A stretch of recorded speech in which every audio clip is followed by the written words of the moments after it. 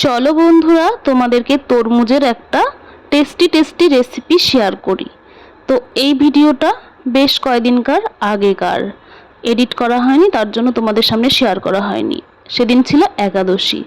So guys, আমি অম্বিকা মণ্ডল নতুন একটা ছোট্ট ব্লগ ভিডিওতে সবাইকে স্বাগত জানাই।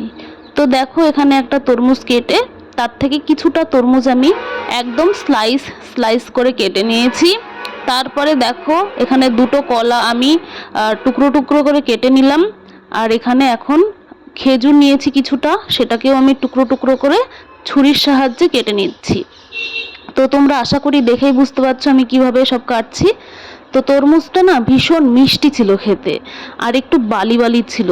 বালি বালি তরমুজগুলো বেশি খেতে ভালো হয়, একটু মিষ্টি হয়, বেশ টেস্টি হয়।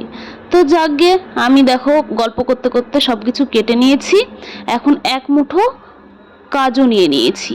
সেই কাজুগুলোকে না একটু হাতের সাহায্যে ছোট ছোট করে ভেঙে নিচ্ছি, তাহলে পেস্ট হতে বেশ ভালো হবে। না হলে কি বলো তো, অনেক সময় না গোটা থেকে যায়। তো দেখো, আমি এখন সবগুলো একইভাবে ভেঙে নিলাম। নেওয়ার পরে ওই যে কেটে রাখা তরমুজ, তারপরে কলা, এগুলো সব মিক্সি বলে দিয়ে দেব। এটা একাদশীর দিনকে করে খাবে, শরীরে এনার্জি থাকবে ভরপুর। ঠিক আছে বন্ধুরা, তো এটা যে কোনো উপবাসের দিনও তোমরা করে খেতে পারো। একবার ট্রাই করো, আশা করি ভীষণ ভালো লাগবে। আমি খাওয়ার পরেই তো তোমাদের সামনে এডিট করে ভিডিওটা পোস্ট করছি। আমি আগে যে জিনিস নিজে খাই, খাওয়ার উপযোগ্য, সেটাই কিন্তু তোমাদের সামনে আমি শেয়ার করি, নচেত নয়। তো যাকগে, দেখো এখানে 500 মতো দুধ আমি জাল দিয়ে গাঢ় করে রেখেছি। ওপরে মোটা একটা সর পড়েছে, তো এই সরটা লাগবে অবশ্যই, মানে ক্রিমি ভাবটা আনবে। ঠিক আছে, তো দেখো সরের সাথে সাথে কিছুটা দুধ আমি দিয়ে দেব। দুধটা দেওয়ার কারণ হলো, দুধ দিলে তো জানোই টেস্টটা দ্বিগুণ বেড়ে যাবে। তো এখানে বেশ কিছুটা পরিমাণ আমি দুধ দিয়ে দিলাম।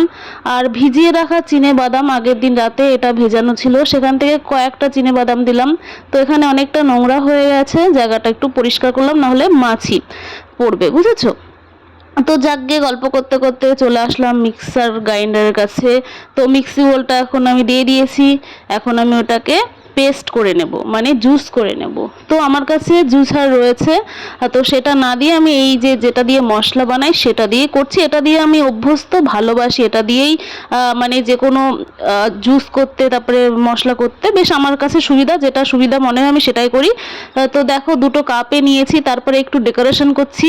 তো আমার কাছে কাচের গ্লাস নেই, এখানে আমি থাকি সেরকমভাবে, মানে ডেকোরেশন করার জন্য যা যা লাগে সেটা তো বাড়ি না, তাই না, সেই জন্য আমি পারিনি সেভাবে।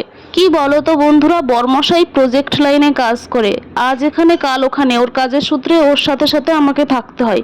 তো যাকে দেখো, বকবক করতে করতে দুটো কাপে সুন্দরভাবে ডেকোরেশন করেছি। ওই জন্য কাচের জিনিসটা না রাখা হয় না, কত টানবো বলো, সম্ভব না, নিজের বাড়ির মতো কি আর হয়। তো যাকে, এটা যে কোনো উপবাসের দিনকে তোমরা একবার বানিয়ে খাও, কিংবা বাড়িতে একবার ট্রাই করো, এর স্বাদ কখনোই ভুলবে না তরমুজের এই রেসিপিটা, বুঝলে বন্ধুরা। হ্যাঁ না, অবশ্যই। দেখো বন্ধুরা, ফাইনালি আমার এই তরমুজের টেস্টি রেসিপিটা কমপ্লিট হয়ে গেছে। এখন বড় মশাই খেয়ে বলুক কেমন হয়েছে। ঠিক আছে, একটু কাপটা নিয়ে তাকাও আমার দিকে। ভালো হয়েছে, খুব সুন্দর জুস। তো আশা করি তোমরা বাড়িতে বানিয়ে খাবে, খেয়ে আমাকে রিভিউটা তোমরাও দেবে।